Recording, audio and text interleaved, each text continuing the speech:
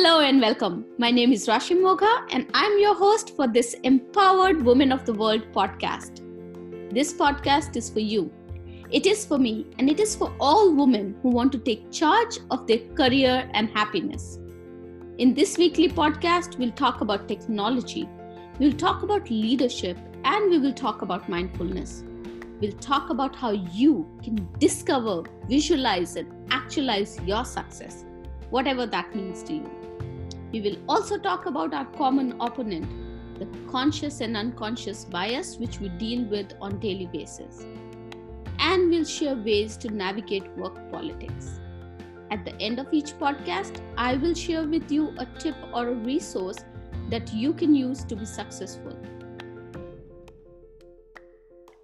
Before we start today's podcast, I want to remind you about our eWOW Virtual Incubator Program.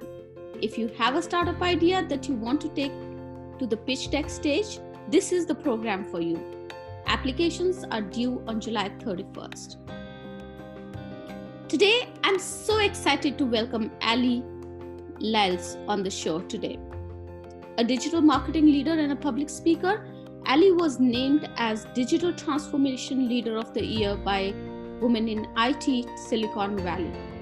Alley launched her consulting company in 2016 to provide tech companies with digital services, including data analytics, social listening, and social media management.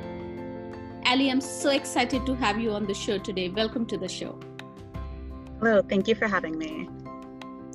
So, Alley, you come from a varied background. You've worked in former mayor's political office while you were in college, Michael Bloomberg's office. Then you have worked for startups and Fortune 500 companies as a digital strategist and digital marketer.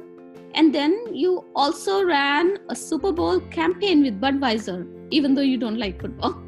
So tell us more about how you transitioned into different roles and how was the transition like?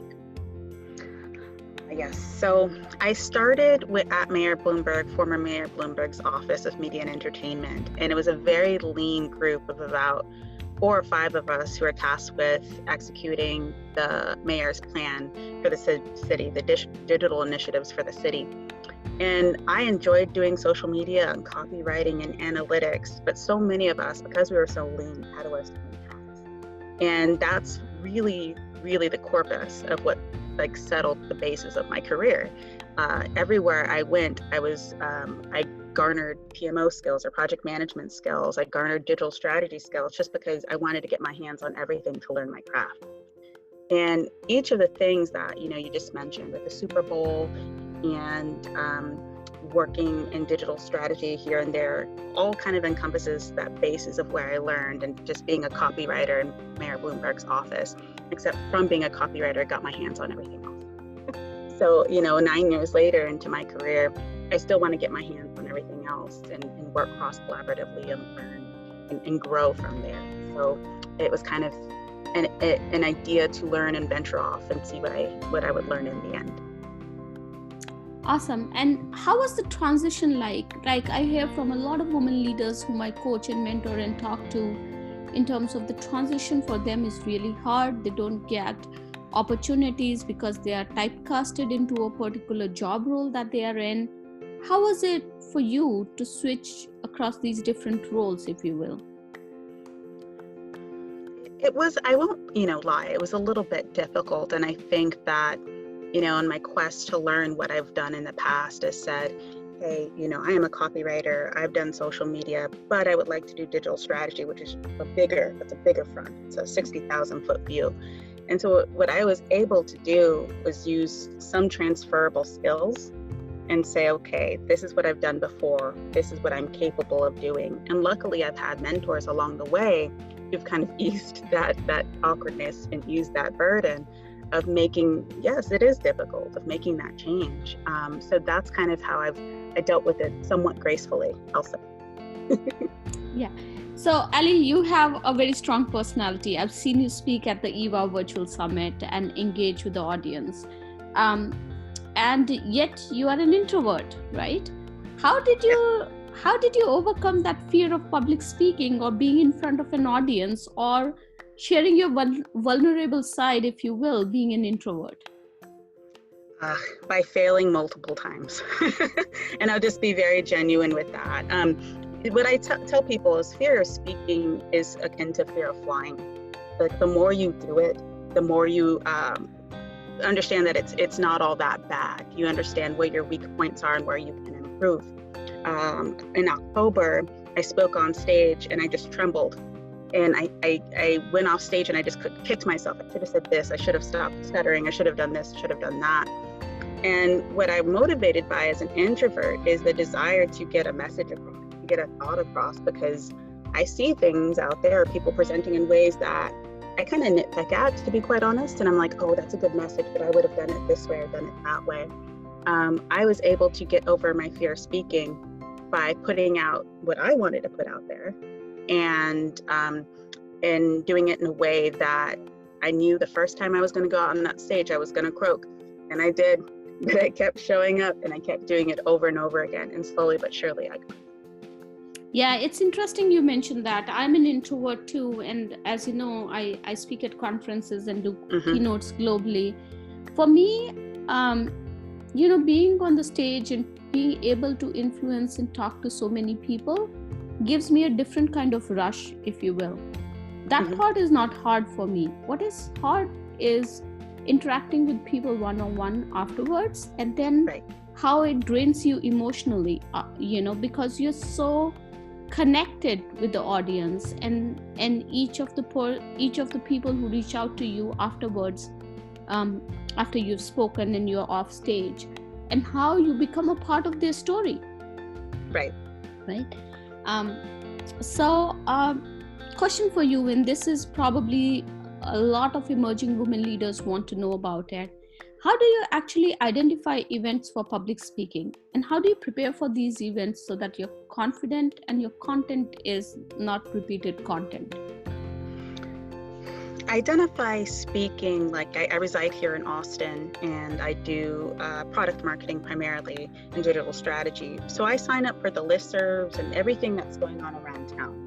I show up to these events like meetup groups or something like that just to get a vibe of what's going on.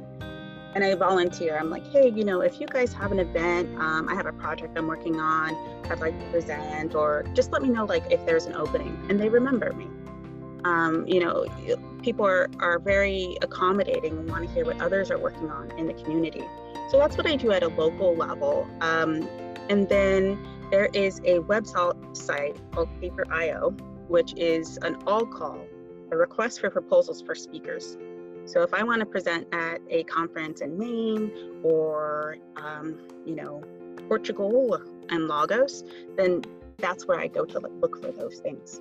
One of the ways that I prepare for events and make them non-repetitive is I've actually never done one speaking engagement with the same topic. Every single topic, including the eWOW conference, was crafted on its own. And part of that is because I get bored presenting the same material and I want to keep on my toes. So what I always advise is that, sketch out what a talk would look like. If you need to adapt something that's existing, okay, yeah, sure. If you feel more comfortable, like you feel like you're going to be more comfortable on stage, sweat less, look at people awkwardly less, if you did something original, then go with that. Yeah, absolutely. That's beautiful. And part of it is, once you start speaking, your audience kind of follows you from one conference to another, and you want to bring in new content for them as well, right? And as you respond to paper calls or call for speakers, you want to ensure that you tailor your content in such a manner that it aligns with the goals of the conference as well. Correct. So, what are some of the suggestions that you have to give to your audience who struggle with the fear of public speaking? And I ask you because I've been, it just, for the lack of the better word, it pisses me off that I go to so many conferences or panels, women in tech panels, where there's still men talking about women. And I'm like, There are enough of us. Like, why isn't there more representation? And I think part of it comes from women being, being one, pulled in different directions, but second, also might not be able to open up that easily, right? So I wanted to understand from you how what advice would you give emerging women leaders who are looking at public speaking as a way to build their personal brand, or to share their thoughts in terms of getting more comfortable with public speaking? Of course. I would say to start small. So I think when we close our eyes and we think of ourselves on stage, we think of a conference with hundreds and hundreds of people. One of the things I actually did first was spoke at my niece's, she's 4 years old, her kindergarten class, and did career day. And so that was about 20 students looking at me and judging me. But it was a great place to start. So I kind of suggest that you start small, community centers, those sorts of events. And then everything cannot be done without practice. So just practice. Even if you feel as though you got it in your head, you need to write it down. So my first speaking engagement did not go well because I was like, oh, I got my bullet points in my head, no worries. And then I couldn't remember them when I went on stage because I was so nervous. So practice. I practiced my eWOW conference and a TEDx I spoke at in front of my dog because he was willing to listen. So that works. Another thing that I do is I use the voice recording app on my phone to record my speech or what I would like to say. And then I play it in the car on the way to the grocery store. By listening to it, even though it's grating sometimes to listen to my voice, you got to get used to that, even though it's grating. I've noticed that I can see where I would stumble over certain parts, or where there was a little inflection that could have been improved, or when I just seem a little too underwhelmed by a certain part. So I've done that before. And of course, similar to like a pop song or something, the more you listen to it, the more you'll remember it. You can sing it out loud or say it out loud.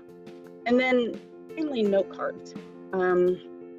I think, a lot of people who are kind of thinking of the ultimate speaker see a person on stage with a mic who's going off the top of the head and the practice. But one of the things I've done is just go with note cards to begin with. And there's really no harm or foul in that. Does it look unprofessional? No. I've actually done that before, and people are like, well, we just were really more worried about your message. We wanted to hear your message.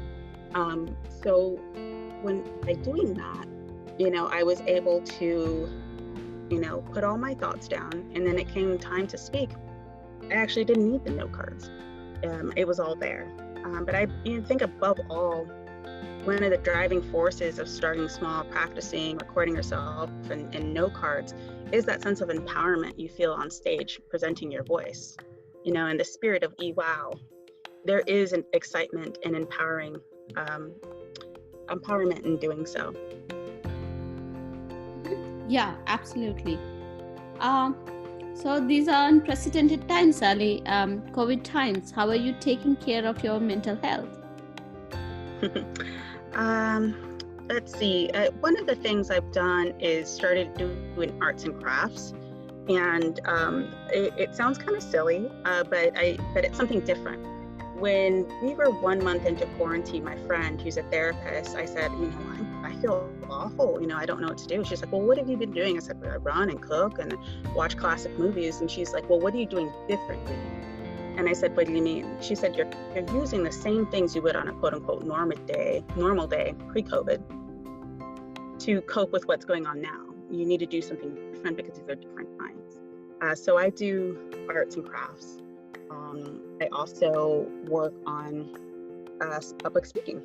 So I read speeches of famous speakers, and I work on my voice because ultimately, what I'm trying to do is get a message across as something that I'm interested in my field, digital marketing and digital strategy, but also pitch ideas and pitch myself. And so kind of that ties into the vein of the incubator program that's coming up. And I know the applications are due at the end of July, but it's an opportunity for people who are up and coming to work with these amazing, talented leaders in refining an idea to a pitch deck. Once you got your pitch deck, that's all public speaking. So that's what I'm working on in terms of self-care and reading. Yeah, great tips over there, Alley. I know I've received so many emails about, how to go about public speaking, how to prepare yourself. I think the audience is going to get a lot of information out of this in terms of how to go about building their public speaking career, either for their personal brand or to share your thoughts or put themselves out there as a thought leader. Thank you so much for being on the show, and thank you so much for sharing all this valuable information with our audience. Of course, thank you for having me. And today's resource for you is the link to the eWOW Virtual Incubator program that will empower you with the confidence that you need to pitch your ideas. The link is in the show notes below. Thank you for joining me today, and thank you for loving, liking, supporting, and sharing the podcast. Remember, sharing is caring. I love your feedback, emails, and messages, so please keep them coming. I look forward to seeing you again in our next podcast. Till then, please stay safe and keep empowering the world.